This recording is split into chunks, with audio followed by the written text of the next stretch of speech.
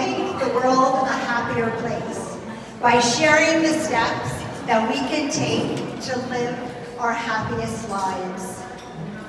Today, I'm going to share a story of a remarkable woman who made the choice to change her life because she wanted to be happy. So I ask you, how important is your happiness to you? For this woman, it was the milestone of turning 40 that had her taking a step back and reevaluating her life. And in the asking of particular questions, she realized that she wasn't happy and felt unfulfilled. And as we heard from Laura, that I believe we all have those crossroad moments that force us to take a step back. Sometimes it's a loss, an accident, an illness that causes us to reflect on the life that we are living and force us, perhaps, to make changes because we can't continue to live the same life and leading to the same results. And that we can only go up from here. And so this woman made the decision that she was going to start loving, honoring, and respecting herself first. Because for most of her life, she had put everyone else before her. She had placed everyone else's happiness before her own.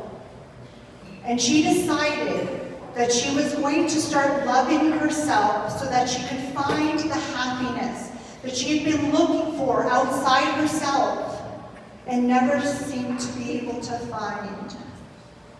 And so loving herself meant that she was going to take action to unconditionally love all aspects of herself.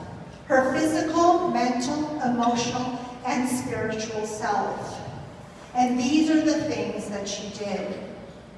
Firstly, she began to tune into the communication of her mental self. And she realized that the negative self-talk in her head was playing like on repeat, old tapes that said to her that she was never pretty enough, never skinny enough, never smart enough, never athletic enough, never enough of many different things. Things that people had said to her over the course of her life that became the internal self-talk that never seemed to shut up.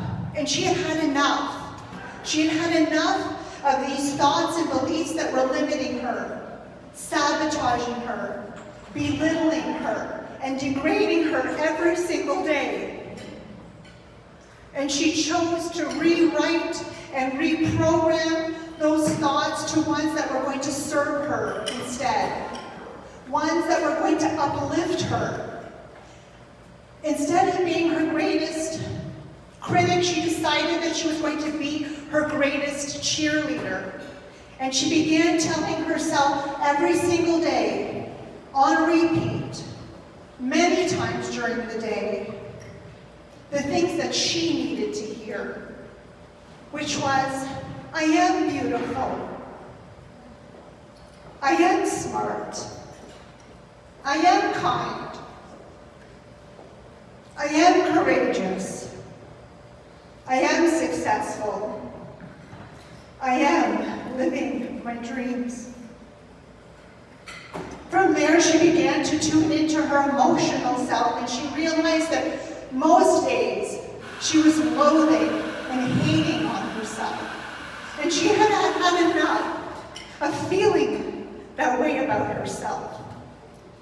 That she decided again to take steps to start feeling better. And she decided to let go of particular relationships that she felt were toxic, and instead surround herself with people that were encouraging and uplifting, that believed in her instead of tearing her down. She started to read motivational books that showed her the steps that she needed to take to show up differently, to be different. She started listening to speakers and podcasts that reminded her of her truth, of our truth, which is that we're magnificent. We are all incredible, unique, special, extraordinary. Next, these changes began allowing her to realize that our bodies are a temple that we need to, in order for us to be healthy, to show up and be able to do all the things that we wanted to do, that we want to do, that we need to love it. And that means giving it proper sleep, drinking water, eating healthy food, avoiding toxins like alcohol and processed foods. She began listening to it when it told her that her shoulders were tight, that her back hurt. And instead of putting it off or numbing it out, she called the doctor or booked that massage for herself. She started to exercise, to go out in nature. She started to stretch when her back started to be sore because she was at the computer for too long. She started to listen to her body because she wanted it to be able to do all the things that she wanted to be able to accomplish. And then lastly, she became connected to her spiritual self, a part of herself that she had been disconnected from her entire life. She did that through the practice of meditation. Meditation is that gateway practice that helps us to turn inward and to become connected with our inner being instead of our outer being, which is our identity and our personality. Our inner being allows us to discover, when we connect with that part of ourselves, that there is infinite love, peace, and happiness that exists inside of ourselves all the time and in abundance. And through practices like mindfulness, where we become attuned to the present moment by becoming aware of all of the things that we're taking in with our senses, feeling the warmth of the sun on our skin, the beauty of the flowers and nature around us. By doing that, she started to become grateful for all the things, all the small things that were actually going right in her life, instead of focusing on all the things that were going wrong. And she made the choice that every night, just before she went to bed, that she would think of 3 things that went well for her that day. And she started to feel a shift within herself by doing that she started to feel more optimistic and more positive. So she decided to do that every morning and to set intentions for what she wanted her day to be like.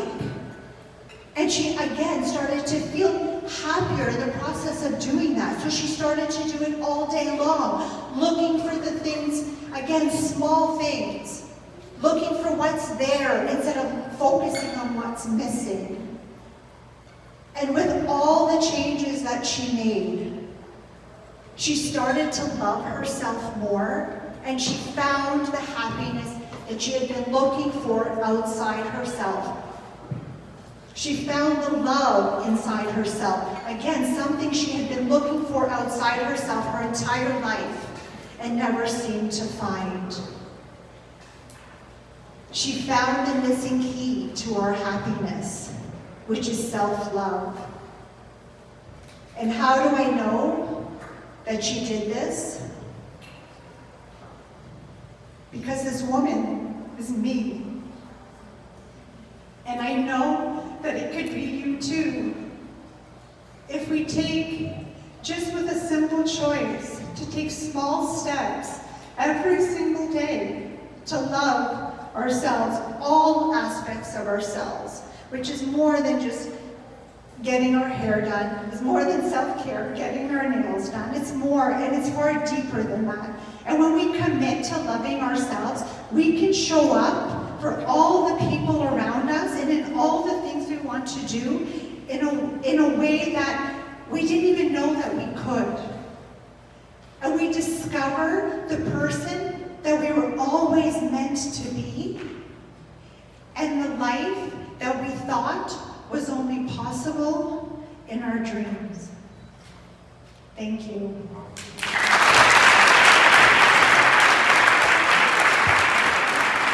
Wow, very powerful, very powerful.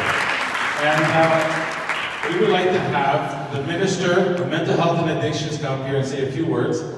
We won't bother you with any more speeches after that. Thank you. Hope you guys felt wonderful today and sort of had a good feeling. Thank you. Thanks, Carl. That was amazing. Thank you, Teresa, for sharing that personal story. And it reminded me of something that I was taught by. I spend a lot of time with Indigenous people in the province of Ontario. I've actually studied Ayurvedic medicine in India and meditation and yoga in India. I also work with people that have used traditional Chinese medicine and acupuncture, all things that people heal with that are thousands of years old, and yet in Western medicine are somehow lost on us. But to hear a story like yours refocused me on the thought that I was taught, no matter where I was in the world learning this, that people heal from inside. People have everything they need to heal inside them. And if you stop for a minute and think about it, it's always the external factors that are pushing in and making it very difficult for our bodies to stay healthy and to heal. And it's not just our bodies, but our minds, and of course our spirit, our soul. And so when someone says that you need medication, I always say you've got to look upstream and understand what the real issues are. And there's a story that I want to tell. I'm not here as a politician today. I'm here as a person who works in the mental health field as well. I was a lawyer before coming to politics, but I did my doctorate in the first 3 years that I was minister because I felt that it was necessary for me to understand a lot better the mental health issues that we deal with if I'm actually going to help people get over addictions and stay healthy mentally. So I did a doctorate. I completed it in September of last year in clinical psychology. But the one thing that I wanted to just mention, and I want you to think about, is this story that I've heard now a few times, and I want you to think about this from the standpoint of your own personal lives, but also the people around you. There's a story about this child floating down a river, and two men standing by the river, and watching this child scream for help. So they both jump in, grab the child, pull him up and save his life. But they just get to the shore, they look out, and there's another child coming down the river. So they jump back in, they grab that child and pull that child out of the river. And they keep watching. Now there's more children coming down the river, and they're trying, and they get exhausted trying to pull the kids out. One jumps in when there's some kids coming down, the other one starts walking up the stream, up the riverbank. And he calls out to his friend, he says, "Why aren't you coming to help me with these kids?" And the guy says, "You know what, enough with this. Let's go upstream and figure out why these kids are falling into the river in the first place." Now what does that tell you? It tells you that the solution to the problem is not addressing the symptom. It's looking to understand what the underlying reason behind why that child is in the river, or why that woman is suffering from an abusive relationship, or why people are suffering from anxiety and depression. If everything is inside us to heal, then why is it that we allow so many external factors to influence us and not understand that the healing process begins from within? And so for me, when I hear a story like the one that Teresa related to us, and I'm sure there's many, many more in this room, but one thing that we have to do is be thankful that we have the opportunities to work together to find solutions. You know, I didn't know where I was coming today. I was coming to a fundraiser for battered women, for women that were victims of violence. And as I'm pulling in, I noticed the sign that said Jean Tweed. I said, this is Jean Tweed. I actually fund beds at Jean Tweed. You know, a lot of you may not know this, but there are more women now suffering from addictions than there are men. And yet, we don't have enough programs to help women because it's always been a men's problem, addiction. And women will not get help. Think about it. If you have a child, your first and foremost fear is that you're going to lose that child. Why would you get help? Why would you even want to get help? And of course, you hide it. And so that stigma, being a mother and having the associated issues when you're a mother and with a child, it makes it almost impossible to get help. A place like Tweed changes that. Tweed provides the opportunity for a mom to be there with their kids. And I'll tell you, since getting involved in government, we've opened up 3 programs around the province because it didn't exist before. And of course, we need to do more. It's never enough to say that we've got enough capacity to help and do the things that we're doing. But again, I don't want to treat symptoms. I want to understand what the underlying upstream root cause of the problem is and address those causes. So with that, I just want to say thank you for the opportunity to say a few words today. I'm really honored to be here today because this is one of those organizations that's very near and dear to my heart. And again, I don't do this job because I want to be here. I do this job because it's a vocation. And that's actually what Tweed and the people that work there, it's a vocation for them. It's much more than just coming in and punching a card. It's changing the lives of not just the women that are in the program, not just the children, but our society and our community as well. So God bless you all. Thank you for the opportunity.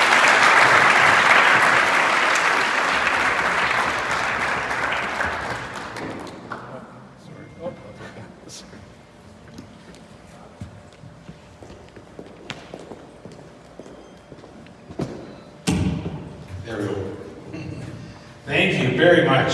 Again, another powerful speech and everything. And again, we want to thank all of you. I'll let Laura do the finishing thank yous, and thank you all for coming.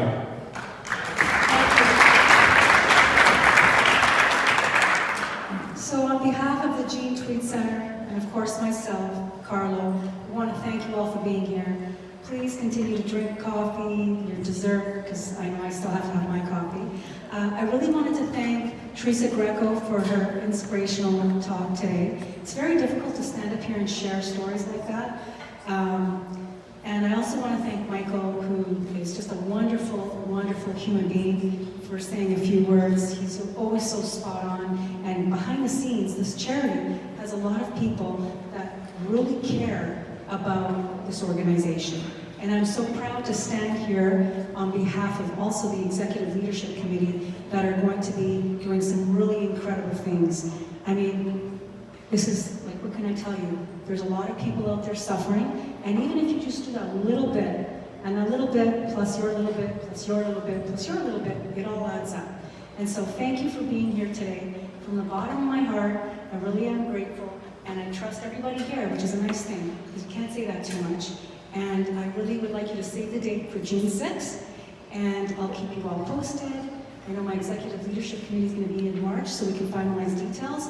There's also, I think, a save the date for September 18, which is the golf tournament that the Tweed Center is putting together. I'll be there. I used to work at a golf club. I'm not that good anymore because I haven't practiced, but I will be there. So thank you so much.